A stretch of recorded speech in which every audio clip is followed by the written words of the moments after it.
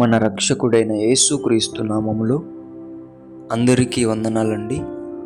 ఈరోజు దేవుని మాటలు కీర్తనలు గ్రంథము 94వ అధ్యాయము 14వ వచనము.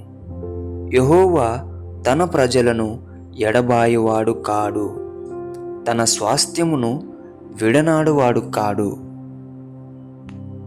దేవుని బిడ్డలారా, దేవుడు తన ప్రజలని ఎడబాసేవాడు కానే కాదు. దేవుడు తన కుమారులను కుమార్తెలని విడిచిపెట్టేవాడే కాదు. ఏదో నీకు కావలసినది దొరకలేదని దేవుడు నన్ను ఎడబాశాడని అనుకుంటే అది నీ పొరపాటే. ఏదో నీకు శ్రమ వచ్చిందని, నీకు సహాయం దొరకలేదని నీవు దేవుడు నన్ను విడిచిపెట్టాడు అనుకుంటే అది నీ భ్రమే. దేవుని బిడ్డలారా, ఇశ్రాయేలు ప్రజల్ని గమనించండి.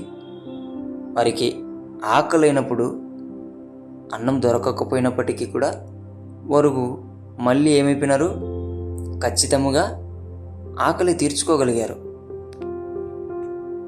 వాళ్ళకు నీళ్లు దప్పిగైనప్పుడు ఆలస్యమైనప్పటికీ కూడా వారు అద్భుతాన్ని చూసి నీళ్లు దప్పిక తీర్చుకున్నారు. మన జీవితంలో కొన్నిసార్లు ఆలస్యాలు అనేవి ఆశీర్వాదకరంగా మారుతాయి. అది ప్రతి ఒక్కరూ తెలుసుకోవాలి.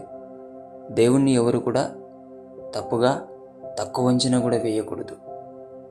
ఆయన ఎప్పటికీ విడవని దేవుడు, ఎడబాయని దేవుడు. అస్సలైన నిన్ను విడిచిపెట్టడు.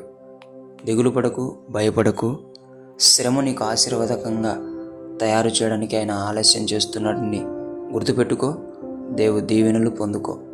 దేవుడి మాటలను దీవించునుగాక. ప్రార్థిద్దాం. దేవా, మీకు వందనాలైనా.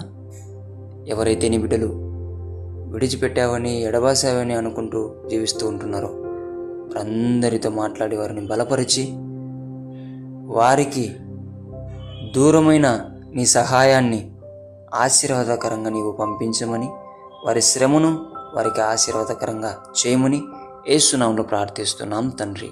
ఆమేన్.